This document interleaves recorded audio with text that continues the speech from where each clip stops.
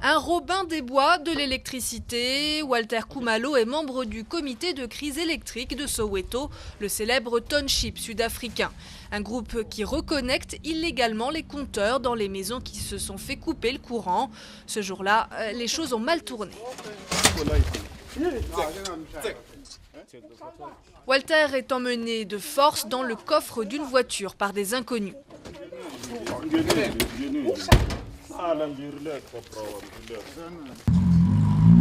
Derrière suit un deuxième véhicule portant le sigle d'Eskom, la compagnie publique d'électricité qui auparavant avait coupé le courant dans plusieurs maisons du quartier.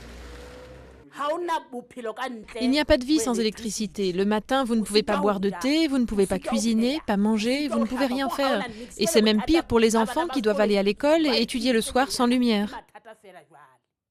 Le comité de crise électrique de Soweto dit lutter pour garantir un accès à l'électricité pour tous au nom de la Constitution sud-africaine qui stipule que chaque personne doit pouvoir bénéficier de services de base. Mais Eskom voit les choses autrement car seuls 20% des foyers de Soweto lui payent leurs factures. Face aux opérations de rebranchement illégal, la société commence visiblement à perdre patience.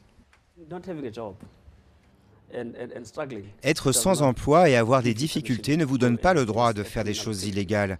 C'est comme si on disait que si on n'a pas de travail, on peut voler un portefeuille. On ne peut pas faire cela.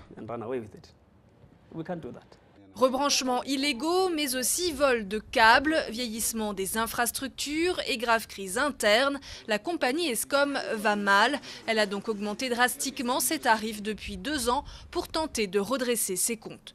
De quoi convaincre encore un peu plus les militants du comité de crise électrique d'agir dans un pays où plus de 40% des habitants vivent avec moins de $2 par jour. Nous n'avons pas beaucoup d'argent et de moyens pour lutter contre Eskom, si ce n'est physiquement et émotionnellement.